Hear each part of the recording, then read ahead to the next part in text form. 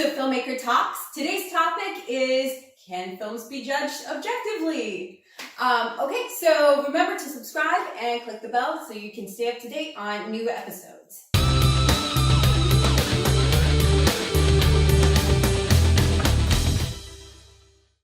So thank you guys for coming. So today's topic is about being subjective or objective when judging a film. So we all submit films to film festivals, and when you see the results of those film festivals, the awards, sometimes they can be a little just skewy, where the audience can see that movie should have won. Even if it's not your own, you can still very clearly see, oh, that one should have won. That one had better editing and things like that. So can films really be judged objectively, or because it's art, it really is at the eye of the beholder? And so when you submit to film festivals and things like that, talking about award shows and things like that, are those awards really justified? So I always find that it depends. You're right, it's very subjective, but it really depends on the people who are running it and what type of film festival it is. There's some film festivals, most film festivals, when you think of it, it's very focused on the dramatic items, the very existential, I don't want to say overly thinking, but yeah, it's not like you're going to see someone, hey, they put in an action film and it's like fun, just fun for fun's sake, and that's going to win something. Now, in the genre film festivals, you get a little bit more leeway because it's looking for a specific genre, either superheroes or horror movies. But usually it's, hey, let's try and find that indie darling package, or at least it feels that way.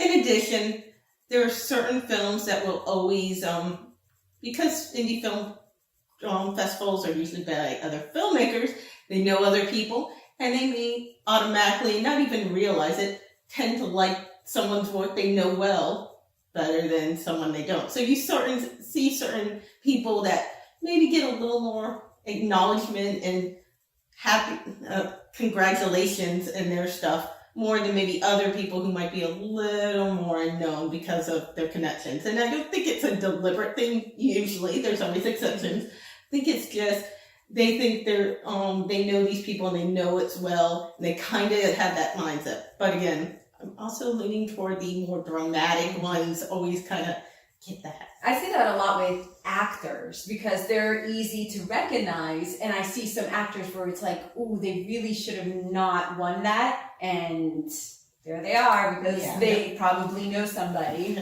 Yeah, and I agree with that sometimes that they may have had some judges that had more favor to someone else, but I know some other film festivals when we went through, and we were surprised that one of our films won because we had a lot of technical difficulties, and it was very dark and it was very hard to see. But some of the festivals go through a sheet, and you have to go through in each of the categories and check it off. It's your props. It's your costuming, it's your the storyline itself, and it's an equation. And did you hit all the marks on everything? So overall, my film was really terrible because the camera and the focusing and stuff like that. But it won an award because of the story and the costuming. They saw it hit all of the high marks because it saw how hard we did. So yes, I see it's our responsibility to make sure that we hit all of those marks, not just for the festival, but for the audience, so that the audience can really fall in love with our film, because that's what we're going for. I love it. So this question is difficult. I always say you can, and I think this, you can judge films objectively because there are conventions. Films do have conventions, like if your character has a full and complete arc from beginning to end, if your story is logical, if your story is paced correctly, if the editing is done right, you can evaluate that and you can totally tell which films have it and which films don't. I think the subjective part is whether you like it or not, because there are bad films that are so bad they're good, that you can tell their technique is off it's all over the place. You know, you're tearing me apart. You know, it's a bad movie, but you like it. You like to make fun of it. You get some enjoyment out of it. And at the same time, like when we were talking about award shows, they are objectively good films, but like you don't want to watch them. They're boring. You don't like them. So I think it is and it isn't, and that's where the art kind of comes into play, because there are conventions, but then you can just turn those conventions on their head and still produce something that's really good. So that's really good that you mentioned the certain parts that can be objective, because what I've noticed, at least for me, is when I've gone to film festivals and I kind of lean towards some emotional time of how I want to view something if I entertain.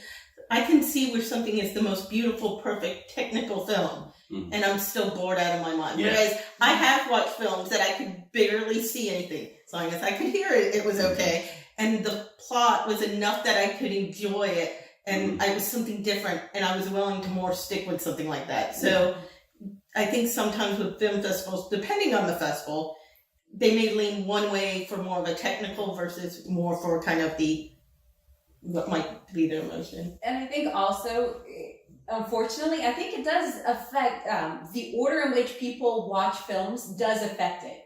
Because if, let's say, there are 10 films that they're judging and they watch the first one and it's great, that influences their thoughts on the rest of them. because now they're going to compare it to that one. Yeah, exactly.